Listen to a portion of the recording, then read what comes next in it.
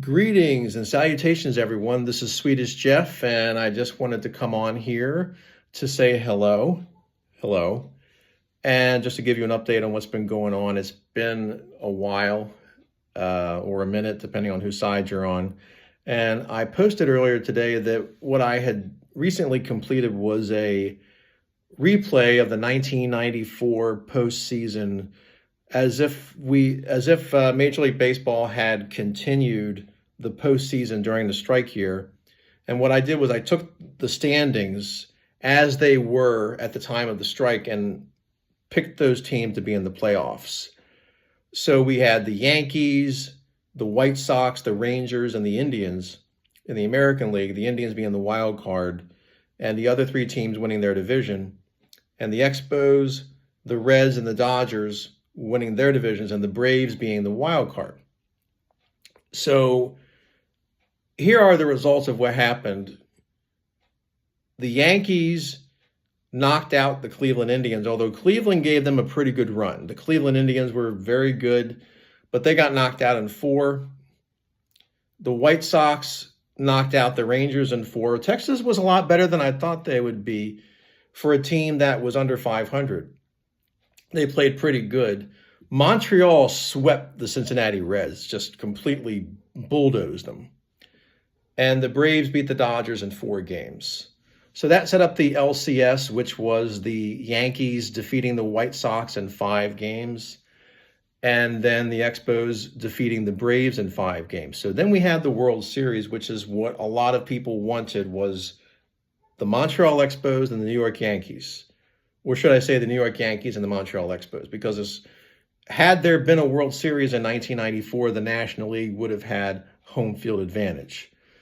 So the World Series started in Montreal, and I was very excited about this, and the Yankees win the first game. Of course. The Expos win the second game, so now it's a split heading into Yankee Stadium. Yankees win game 3 and take a 2-1 lead with Jimmy Key pitching a gem. Expos win game 4 and they win game 5, sending the series back to Montreal. Now Montreal is leading 3-2, and they're 1 win away from their first World Series championship. And in game 6, it's Pedro Martinez versus Jimmy Key. The Yankees got to go with their ace here. This is a must-win to keep this series alive. And Jimmy Key pitches another gem. And as Pedro would say, the Yankees are my daddy, and they were. But this is a younger Pedro Martinez. He's not the Pedro Martinez of the late 90s, early 2000s. And his control was not what it was later on in his career. More on that later. So it comes down to game 7, and it's Melito Perez for the Yankees versus Ken Hill for the Expos. Now I'm thinking here, the Expos got this. Ken Hill was their ace. It's at home, and the Expos are going to win. It didn't happen. Yankees get a 3-run home run from Mike Stanley early in the game. I think it was like the 3rd inning, and they take a 3-0 lead. The Expos get a run. I think it was Moises Alou had an RBI single, and then Larry Walker gets a solo home run. It's 3-2, so now it's a 1-run game. Yankees get another run, make it 4-2. That was enough. The Expos were dead as a doornail after that, and Melito Perez pitched a very good game. Steve Howe comes in, gets the save, and the Yankees win the World Series, much to my chagrin. But I have to tip my hat. And then you can see my follically challenged hair. But I have to tip my hat to them because the Yankees did play better in this series. Now, this was all for fun. And I came up with this idea on September 1st, the beginning of the month, and I said, I have this 94 set for APBA that I have not played yet. It's been sitting there. I think I got it in the spring. I don't even remember when I got it, but I want to say it was in the spring of this year. And it's been sitting there, and I said, I got to get these cards on the table. And it was really an excuse to get 94 on the table, to be totally honest with you. I played 81, not finished it yet. More on that later. 87, played that and didn't finish that, but played some games. 94, I said, it's September. It's around the time of postseason baseball. Damn it, I'm going to play 94, the postseason. I did the 81 postseason last year with the basic game. I would like to revisit that with the master game, but I really want to play the 81 season entirely. Excuse me. So 94, I did this, and I knew it would be a fun project. That was a no-brainer. But something happened that I did not expect to happen, which is that I learned so much more than I thought I would. I got an education. And I was thinking here that certainly a lot of these games, many of them, are really helpful to teaching the games of baseball, football, hockey, basketball, etc., to fans, especially young people, to children. And I will submit to you right here and now that you could take an 8-year-old, you could take an 18-year-old, you could take an 88-year-old. But let's go with the younger people here, the slightly younger people than 88. I don't buy this notion that, well, young people and kids don't care about board games. No, they don't care. They're interested in the phone than the game. You gotta try. You gotta try. I've heard, look, when I was 8 years old, I was the weird kid because I was listening to 60s music when a lot of people my age were listening to whatever was on the charts at that time, whatever was contemporary. And I liked some of that stuff too, but I went in the other direction. I said, my parents listened to a lot of that older music, and that's what I was listening to.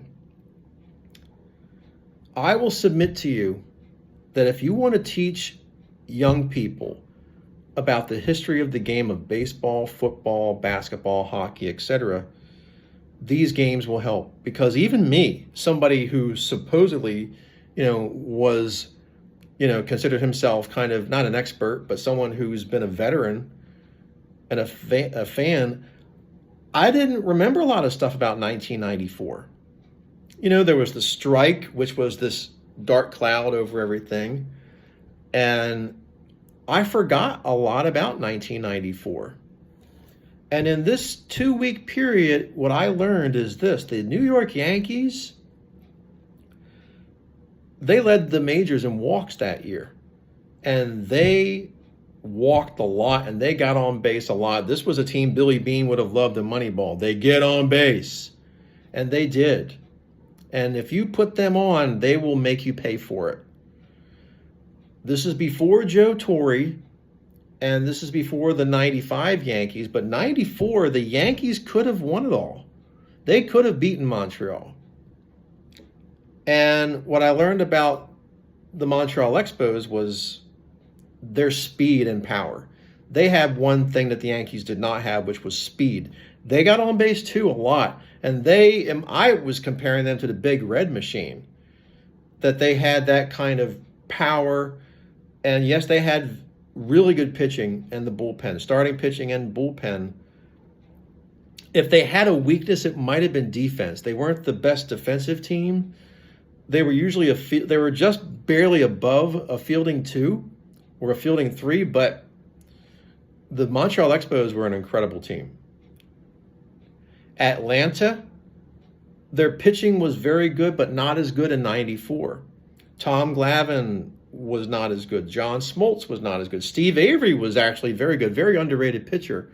Maddox was phenomenal in 94, and he was in this game. So kudos to Appa for getting it right here. The Chicago White Sox, very good team, really good pitching, just not as good as the Yankees. Texas, a lot of offense, but their pitching was their weakness. That's what I learned about Texas. Outside of Kenny Rogers and Kevin Brown, the starting pitching was not very good. They were a lot better in 93, the year before. Dodgers, a good team, not a great team. They had some good players, but they gave it a pretty good run. The Reds, I thought the Reds were a good team offensively. The pitching was so-so. Who am I? I think that's everybody here. Though Cleveland, the Cleveland Indians were really good here. But I feel like that had they gotten into the playoffs, this was the first step that they had to learn. As somebody once said, you have to see the big stage before you can take it. And I think that's what the Indians would have experienced, is they would have gotten close, but they would have been knocked off. But 95 was really, that was their year. And then they went on that run, and then 96, 97 through the late 90s. And they came back to the World Series in 97.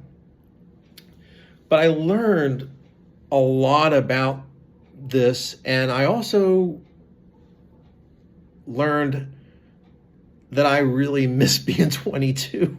Not that that's a surprise, because I was 22 in 94. It was different than 81 because I was a kid in 81. I was 9.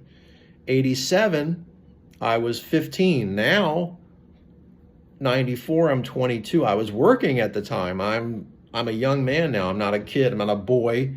I'm not a teenager. I'm a young adult now. And I was working at that time, mostly nights and weekends at Hollywood Video. So had these games been played back then, I would have been coming home, because God forbid we have any day games, aside from the division series. They would have been on at night. I would have been watching these games. And those were fun times back then. 94, I was just thinking, being 22, working late nights, coming home, eating Tombstone pizza, around midnight. Those were fun times. Maybe at the time they weren't so good. So it was a lot of fun to go back, and then I started listening to a lot of music from 94, and I never realized how much I missed the 90s. I was there, and I enjoyed it to a certain extent, but now I'm really nostalgic, especially the music. Oh my God. I still think the 60s was the best decade. But you ever listen to and those of you who grew up during that era, you ever listen to a song from the 90s and you go, God, why don't they make songs as good as that nowadays? 25 songwriters they take now to do a pop song and it sounds like crap. Yet back then they had maybe one or two and it sounds better without the technology. So anyway, that's my little music rant there, but it was so much fun. And I'm going to go back to 81. I want to reboot that and start from scratch, because what this actually did was make me more excited about 81, because I was playing a lot of these games nonstop, one after another, and it was so much fun. I didn't like the Yankees winning either. I know some people were like, God, I wish Montreal would have won. Me too. But they won fair and square. So, you got to give it to them. But I would like to play the rest of the night. I would like to finish the 94 season, pick up where the regular season left off because of the strike. And then, who knows, maybe Houston gets in. Maybe Cleveland wins the division and Chicago's the wild card. Maybe Oakland gets in because they were just a couple games behind Texas. Who knows? So that's pretty much what's been going on, and I am going to be going back to 81. I would like to get to APA football too. I have the 81, speaking of 81, 85 season, and I really started getting interested in that again. I'd like to revisit it. But I'm going to conclude here by just talking about something here, which I would like to call Escapist Fare.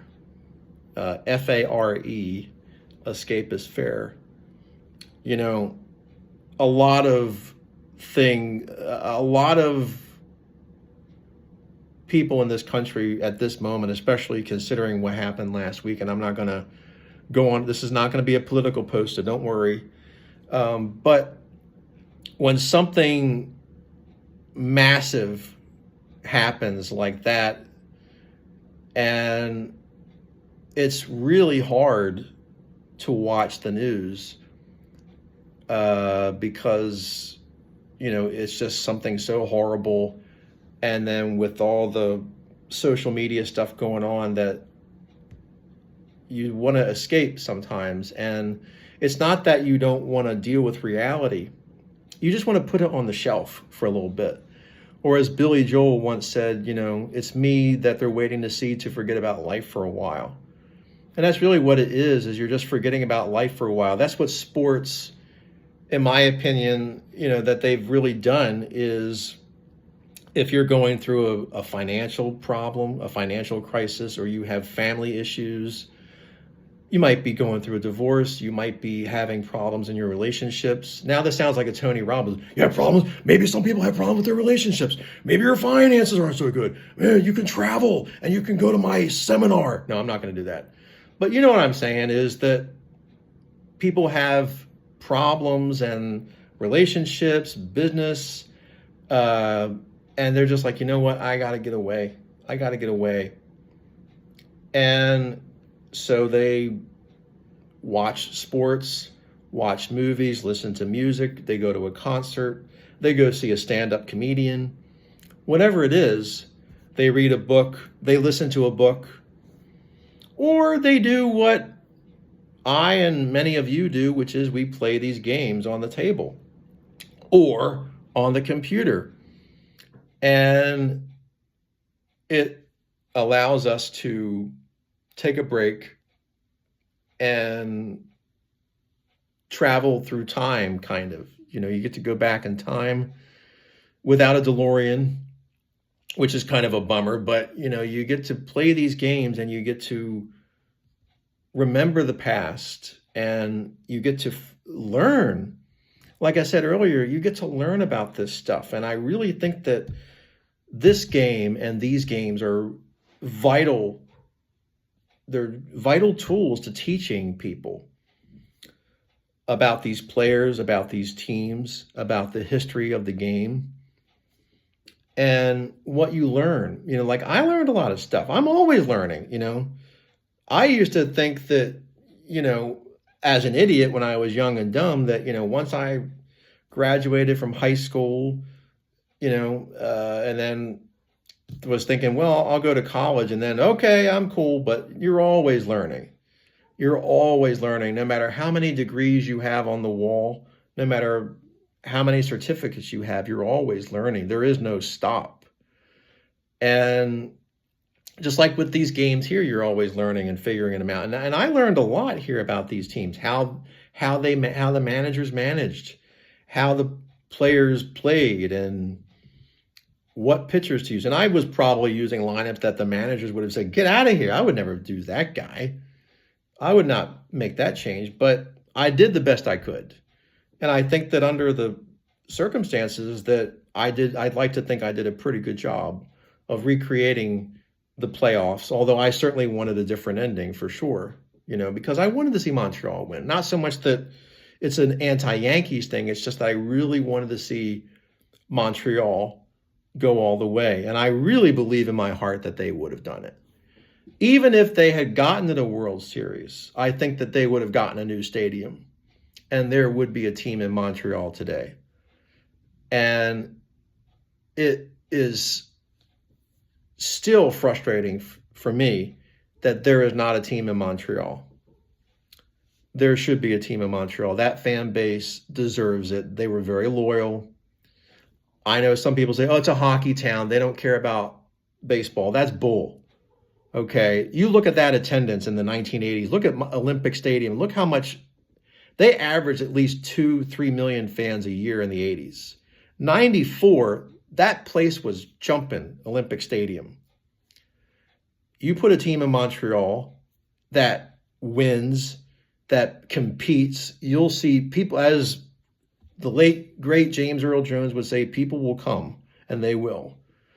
So that's what's been going on with me. Thank you for watching, and be sure to, as they say, leave comments, click like and subscribe, and I will talk with you soon. Take care, everybody.